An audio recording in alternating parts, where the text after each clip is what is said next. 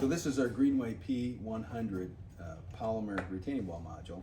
And people ask me all the time, this thing's plastic. How does this thing do the same or serve the same function as a concrete block? And I always say, well, it's really not about the weight or the material. It's about the fact that you're using compacted backfill with geogrid reinforcement is your retaining wall, really not the facing. The facing is really just an erosion protection as you're building it, and a compaction form so that you can stack everything up and compact and backfill nice and tight while you're building it. So we just took advantage of that, and we're using a very lightweight piece. This weighs 2.5 pounds. As you see, they're nestable, so we get high density for shipping and storage. It's easy to handle them on the job site. And then we've got a snap-in rail that goes in right here, and it completes the side. It's all open so that when you backfill this trough with soil, you've got moisture, nutrients, roots, everything can penetrate through here and sort of stitch it together too, which is a bonus. But the plants don't know they're in a retaining wall block, basically. There's so much soil here and soil continuity that there's nothing that really impedes the movement of roots. So we end up able to build a really nice structural retaining wall system 5 feet and under for landscape applications without all the big trucks and trucking and forklifts and everything else, and we can ship these right to your door by UPS if need be. Well, depending on what kind of block that you want, I mean, you can definitely find a cheaper concrete block than this, but you're not going to find the type of utility that you have with this, and that's where the add back is, or the value add. So this can be delivered right to your door by a common carrier, FedEx, UPS, and such, and it's a more minimal cost per piece for delivery. You don't have to have forklifts show up and run around your driveway or your house to offload big heavy equipment. I'll say this, one pallet like this of these blocks can be as many as 450 blocks, and they cover 1 square foot each. So that means there's 450 square feet on a pallet. You can't get that much on a full semi-load of concrete retaining wall blocks. So imagine driving a full semi, 18-wheeler, into your neighborhood and then having to get them offloaded. And where do you put them? Do you have a yard big enough to hold all those pallets? Can you get them around the backside of your house now that your house is built? Maybe you don't have access. These, all on one pallet, not hard to locate, and you can actually throw them into the backyard, almost like a sandbag brigade if you need to. It just is a game changer in that regard. So you have less transportation cost, which is also an environmental plus because you have less fossil fuel used to handle them, deliver them, move them around, and they're a whole lot easier to build with. And for work comp exposure, if you drop this on your foot, you're not going to break your toe, you're not going to have an injury. There really isn't any risk to using this block. Whereas, if you talk to anybody that runs a crew of laborers that work with concrete retaining wall systems, they've always got broken fingers, broken toes. They're really tired in the afternoon, so the guys don't really get much production in the afternoon because they're worn out lifting heavy block. Nobody's going to get worn out with these. When you're dealing with concrete block, you really do need to be very, very precise about how you lay out your base course, your position of the wall, and you got to get everything, very compact underneath it so that there's no movement. Well, this is the same way, except that when you're trying to level everything out, if you've got an 80-pound block and it's just a little high and you've got to pull it back out of the trench and move your base fill and compact some more, that can get laborious, But if you've got a 2.5-pound block, you just pick it up, move it out of the way, or in this case, because the bottom is open or skeletonized, like I like to call it, if you put a couple of inches of sand on the top of your structural footing area, you set this down and you can tap it in and shake it in, and the sand will come up through the bottom and let you adjust it. And then the sand gives you a frictional grip on this block so that it's not going anywhere as you start to stack and backfill, which is also nice. So it does lay a base course just like the concrete blocks. It just does it faster and simpler without breaking anybody's back. Okay, so These blocks cover 1 square foot, and this is a question I get all the time. They say, well, we measured the face, and the face isn't 1 square foot. That's correct. But what we go off of is the stacking height. So the height of each course is 6 inches. So every course of these blocks, you gain 6 inches. So if you have a 5 foot tall wall, you have 10 courses. It's real easy math, which is nice. But what we do is we go from center of block here to center of block here, and that's 24 inches. And that includes a 9-inch space between the blocks. And I'll lay this down. And so what we would have is the blocks are spaced out about like that. And what we're trying to accomplish is we want the next course to sit like this evenly. And to make sure that you're at 9 inches to give you the right coverage, this side rail piece is 9 inches when you do it like this. So now you've got your little template here to make sure that you've got it at the right distance. Pretty clever. And so from the center here to the center of the space over here is 24 inches. So that's 2 feet. 2 feet times 0.5 feet, it gives you 1 square foot. And that's how we develop the coverage. So if you have a wall that is 50 feet by 5 feet, that's 250 square feet. That's 250 block. It's pretty easy to calculate. Acceptors for our side rail piece. And you don't necessarily have to have the side rail if you're building a straight wall, but most retaining walls have some curves and undulation, and frankly, they look better when they've got some curves and undulation too. So to curve these, you need some additional bearing space or a place for the block above to sit, and so it's going to cross over this side rail. So what we do is we've got these tabs here on the side rail, and we locate them into the slots, the receivers, and then we've also got receivers underneath here for the tabs on the bottom, okay? And these can come out, but you gotta really work on it to get it out. So once you get it lined up, tap it in place, and now it's not coming out, and it's a nice, tight, very engineered and designed fit here, and that enables you to have another block that sits on here that might be not necessarily, straight across. It gives you more surface area to sit on. And we've been making concrete blocks like this for 30 years.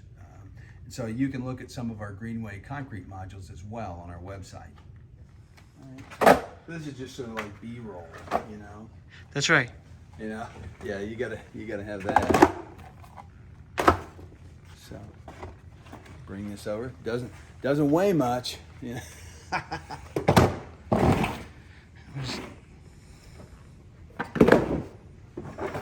Chop it all together. Yeah. Okay. Let me get a couple more of these here. Okay. So we're going to put another rail in here. We locate it. It's in there. Now it's in. Same thing with this one here. And that one's in too. Now, let me show you how you take that out. There's tabs in here, and if you take a screwdriver, you can bend that tab in. But as long as you just know where it is, you just press the sides in, and you can see that there's a little lip on here that holds it. So if you press the sides in right there, it'll come back out of it. This is the receiver slot right here, and it's reinforced and it's made to hold this thing structurally. So let's talk about a base course. So we've got a nice stack here. So generally, if you're doing this yourself, you've made your line of where you want your wall to go, and you're generally going to dig a trench that's maybe a foot deep, and you're going to put 4 to 6 inches of crushed rock in the bottom of that, and you're going to compact it. And then on the top of that, you're going to put 2 inches of sand, and your goal is you want to have 6 inches of the bottom block buried below ground. So the top of your trench should be here. So maybe the peak of this face is sticking out of the ground, and this part will be buried ultimately. And then underneath that is your crushed rock base with a little bit of sand on top. So you might be facing your block in the base trench, and so you might be kneeling down, and so you're going to get them spaced correctly, and then you're going to level over from block to block and make sure that they're all on the same level. And you can use a long level and a short level, and if they're not quite right, you can tap these, give them a little jiggle, get them down to where they need to be, and then you move on to the next one. You keep moving your level down. It's really easy to level these things out. Now, for stacking and backfilling, once they're in position, what you're going to want to do is you're going to want to fill the cavity here, and then fill the space between 2 cavities, so that when your base course is done, you've got soil right to the top of these rails here and here. So your grade, your ground at the toe of this wall is here, and everything is full of soil. And when I say soil, I would recommend you use a compost-based soil, because compost that's properly made is free of weed seed and any kind of opportunistic things that would grow maybe in topsoil. So you can introduce the plant material you want, and you've got really good substrate here, really good nutrients, bacteria, fungi for your new plants to be very successful without things that were already seeded in there coming up and causing a maintenance issue. So I would also recommend that you take your compost-based media and blend in some granular with it. So maybe some sand or something like that, so that it's not just all compost. But for the most part, compost isn't all organic material. There's a lot of mineral in compost. So it's fine if you're using just compost alone too. When you backfill these, the trough and the space between the trough, you want to step on it with your foot so that you're not continuing to make big depressions. You want to step it in, is what I call it.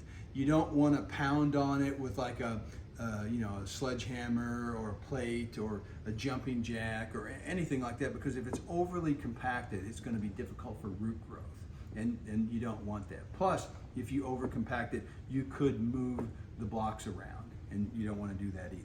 So you might have a space behind your wall that is open, and you've got to fill that as well, back to, let's say, your cut for your wall.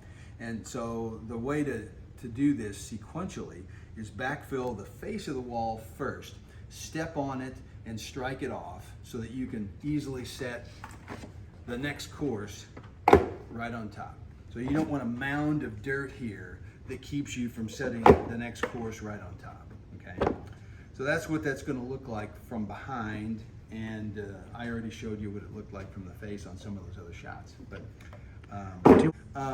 the reason why we ask you to backfill the trough and the space between the trough first is because that way you make sure that you get this filled, and any extra is going to tail out the back. That way, if you're using a rock backfill or some kind of a clay backfill or something left over on the site, it's all behind the block. If you filled this first, it would trail into the block and it would cut off your volume of really good growing media. So you want to get the biggest volume of growing media, and the only way to do that is fill this first and let it tail out the back, and then you can put your structural fill behind that. And while we're at this point, you never put reinforcement on the first block, your base block, because it's below ground and it just makes it a real pain. But if you've got a wall that's maybe up to 5 feet tall, you will need to have a couple of rows that have additional reinforcement, so a geogrid or a strap. And this feature right here is very structural.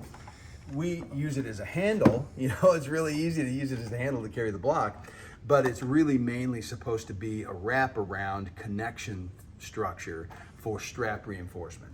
So on a 5 foot tall wall, you're probably going to have 4 feet of embedment for the strap, and that gives you additional reinforcement. So you would have an 8-foot piece of strap.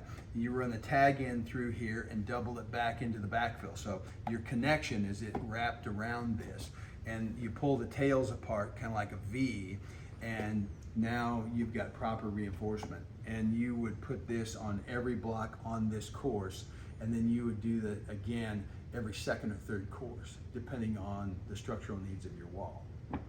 And it also depends on, what course is on top, what course is on bottom, because you're not going to put reinforcement on the top course, and you're not going to put it on the bottom course. So you'll have to make some adjustments. But just a couple of feet of embedment of reinforcement material compacted in the good backfill gives you all the structural stability that you need, and it takes the load off the face of this. You can use a strap, or you can use a traditional geogrid, which most people are more familiar with, and it's more readily available. We sell the strap. We don't necessarily sell the geogrid, but we can show you where to go to get the geogrid. And in that case, the geogrid would lay across here, going back into the backfill 3 or 4 feet. And so then when you set your next course, you're setting it on top of the geogrid. And that's fine. The reason why we like the strap is it connects behind the face, and you're not sandwiching anything that could cause the face to be off level in any way. So that it works out nice that way. But it's these blocks are designed for walls that are 5 feet and under, so there's not really that big of a structural demand, and you're not likely to get off level very much by a couple of rows of geogrid reinforcement. So either one is perfectly fine, but you got to have it in there if you've got walls over 3 feet for sure. And 5 foot tall walls typically accomplished with a flat elevation at the top and flat elevation at the toe. If there's a big slope coming down to the top or a big slope going away at the toe, that's going to limit your overall height. You might only be able to accomplish a 3 foot tall wall in that particular case. So you do have to know your site, and you do have to maybe consult an engineer or consult with us to get an idea what you need to do to accomplish your wall successfully and structurally. People ask all the time, what do they need to do when they have curves and radiuses in their walls? And I will tell you that we don't keep a standard chart on exactly the positioning there, but you're gonna radiate these blocks, for an inside curve, an outside curve. And what happens with these blocks is on an inside curve, you want to basically just about touch the corners of the faces and pull the tails apart. And then you want to look at your base course, and you want to even that out. So you don't want one set of blocks like this and the ones right next to them are like this. You want it to be fairly uniform so it looks good to the eye. But what happens on these types of radiuses is when you set the next course on there, okay, it's sitting, again, you need these rails snapped in place, and there's plenty of load-bearing area. You can stand on this. It's secure. But as you go up, each successive row of blocks gets farther apart. And so you don't want them to get so far apart that you can't stack another block. So you're trying to get these close enough together in the base that by the time you go up 5, 6, 7 courses, they're not so far apart that you can't stack them, and that they're secure and the load is being borne properly. And the same thing happens when you go the other direction. In this case, your units come together on every course as you go up. So you want to try and start with the tails. You want to try and start as far apart as you can get in the base, and the blocks still stack securely. And so we're founded on this little shoulder here. We're founded on this here. Everything's secure. You can stand on that. And then on every successive course, these blocks will get tighter and tighter. And you just want to make sure that they don't get so close together that you can't get your top course on. And if they do get too close together, you can always reposition the blocks on that level and just respace them, almost like a new base course. and you'll have one course that's not quite evenly straddled, but once you plant the wall, you'll never see. So a lot of people ask us, when do I plant the wall? You know, do I put the plants in while it's the uppermost course as we're building it, or do we come back and put the plants in after the wall's done? And I think there's no wrong answer to that, but my preference, based on what I've seen on job sites over the last 30 years, is there's a lot of dirt that gets pushed over the face of the wall, perhaps, or just damage that could be done to plants if you planted them as you built the wall. You know, this way, if you wait till you're done, you can go along the face of the wall and you can brush off. Let's say you've overfilled this pocket, you can brush off some of the excess, get everything looking good, and then you come in here and you'll find the center of the soil, because the soil in this area, even though it's between two blocks, you've already filled this. Now you fill this space here, and now you've got this big surcharge or overfill here, and it'll angle down to the peak of the face, and then it's held in there, so it can't get out. So gravity holds it down. It'll slough off to the peak of the face no matter what. So you're going to want to plant your plant right here. So you're way up here in this soil column, and you're in the middle of the soil receiving area. You're under the block above, so there would be a block above here, let's say, okay? And I'm just going to mimic this. It's not a perfect representation, but if you want to come around and take a look at this, so you've got, now you have this space right here. This is where you're going to plant. This is all going to be full with soil. You're not going to see the sides of the block in here. So right here is where you want your plant. So now it's out, the foliage is out, receiving sun and rain. Moisture that falls on this column can percolate down through. Moisture that falls on this pocket itself is right there available for the plants.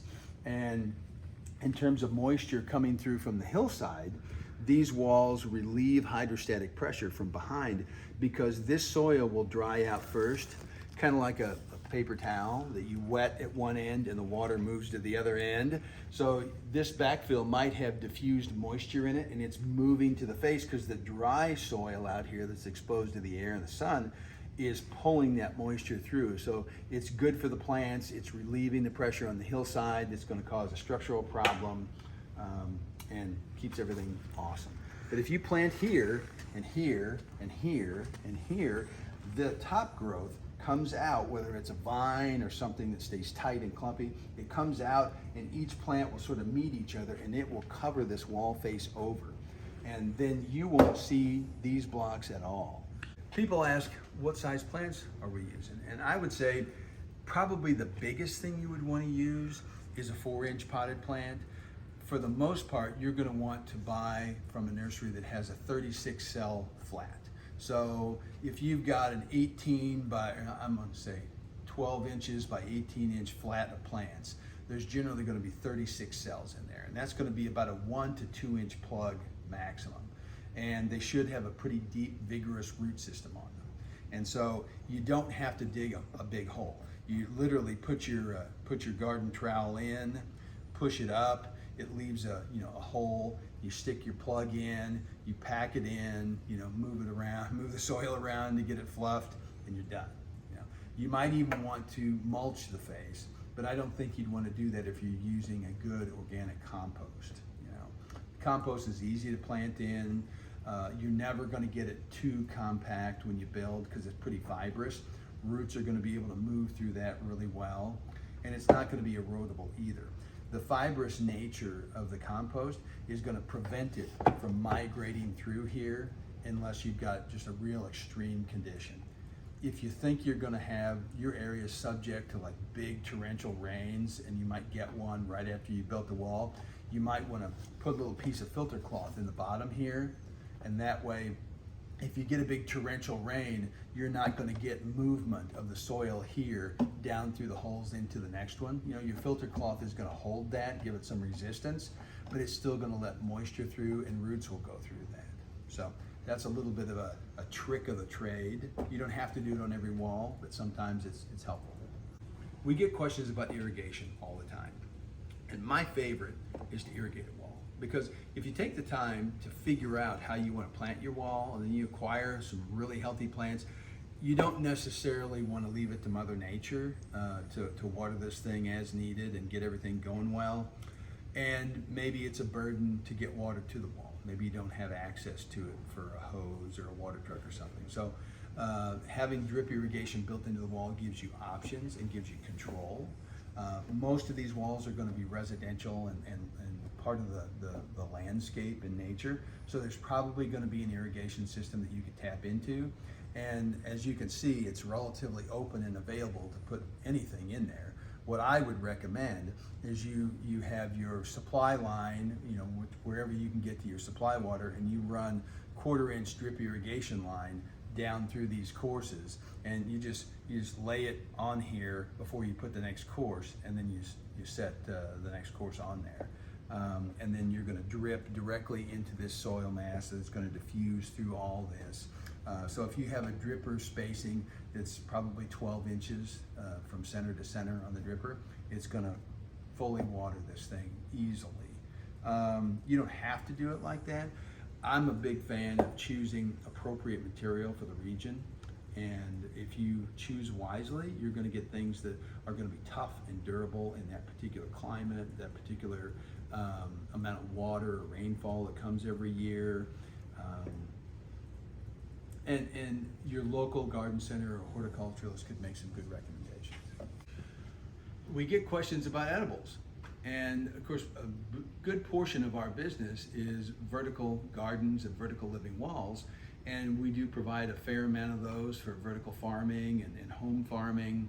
And so we're big on producing food. Any place where you've got good quality soil and you're watering and taking time with your landscape, it would be great to have food produced out of it. So these have a big soil capacity here, and plant varieties like strawberries are excellent in here because strawberries will overwinter, they'll come back year after year. You can harvest off that, and there are many other varieties of edible plants that you can grow in here.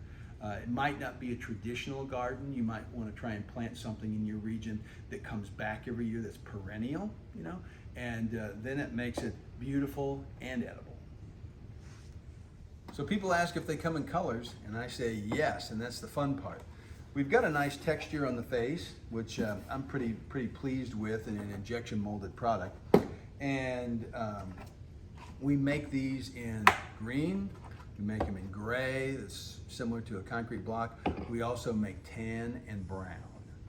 So we have 4 colors available, and we could possibly make other colors or custom colors down the road. So for those that are wondering about our environmental impact and our sustainability, we make every effort to cast these out of reprocessed plastic. And we can't always get as much as we need for a production run, so sometimes they have some virgin. Most of the time they've always got some reprocessed in there. The other thing that I think is a key factor is we're making these out of polypropylene, and we've got the recycling symbol here. It's a number 5. This is one of the most recyclable and reusable plastics that's out there. But really, we're not making this as a short-term use product, which I think is a problem in the plastic industry. A lot of things get made, used very quickly, and tossed out. This, we're using the plastic because we want it to stick around for a long time. So that's why it's really nice when we can use reprocessed plastic, because now we're burying it in the ground for a structural purpose. We've got UV stabilization in here to keep the sun from breaking this down. We plant it, cover it with plant material, and so it really, in theory, will last forever if the sun doesn't get on it. And we're filling this with huge volumes of locally made compost, which gives you quite a nice carbon footprint, because we can actually calculate based on the face area exactly how much compost would go in the face, so we can tell you what the carbon footprint of that is. And then when you plant plants in here, the plants are pulling carbon out of the atmosphere, sequestering it back into the soil, so now you have a long-term planted carbon footprint as well. And again, these are not a single-use plastic. These things get used, and then 20 years later, they're still performing the structural function.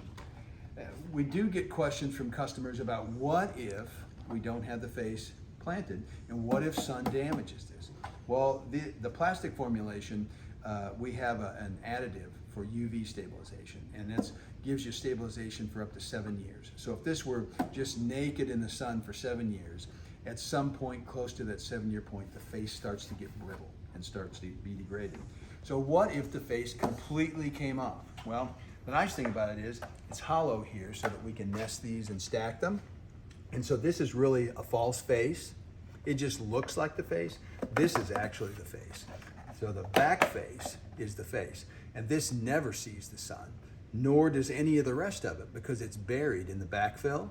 And that's probably the beauty about it, is if this face were to come off, it doesn't change the structure. It doesn't stop it from holding back the earth. It doesn't stop the plants from growing successfully out over the face. Okay. So we're committed to giving our customers a very low carbon footprint for having used this.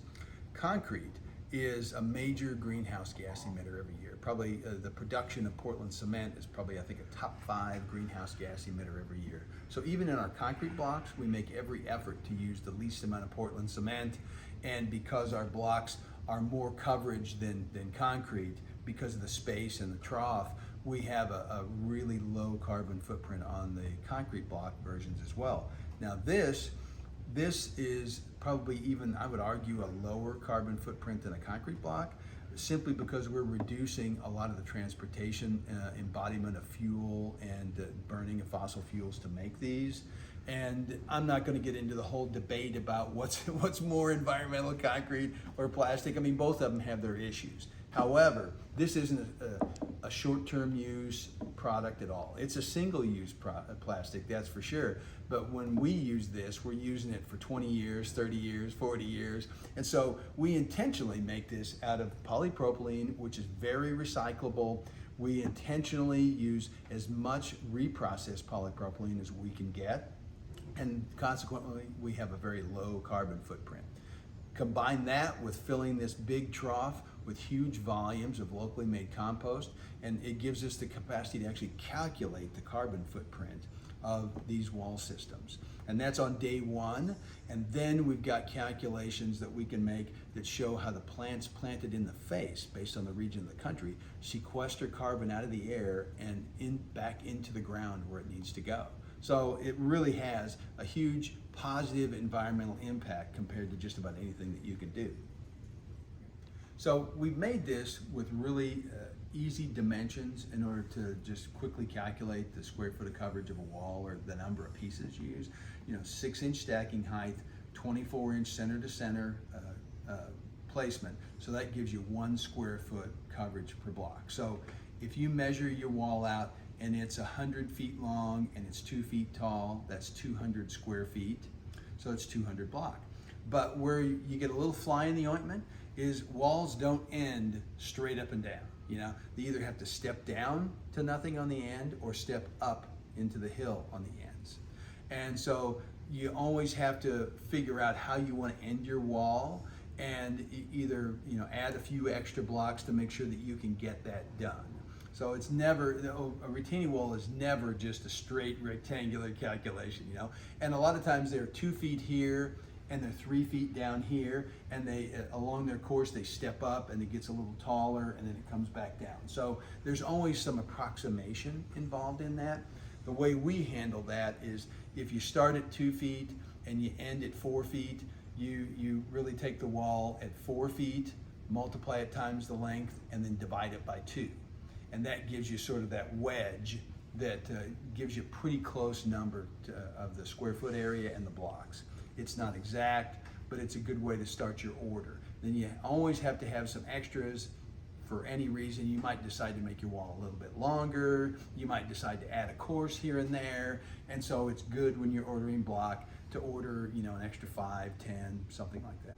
In your calculation, you do have to consider your course that's buried below the ground. So when we look at the height of a retaining wall, we look at the height from the base to the top. So if you want a 4-foot wall above ground, it's going to be 4.5 feet tall when you calculate your buried course.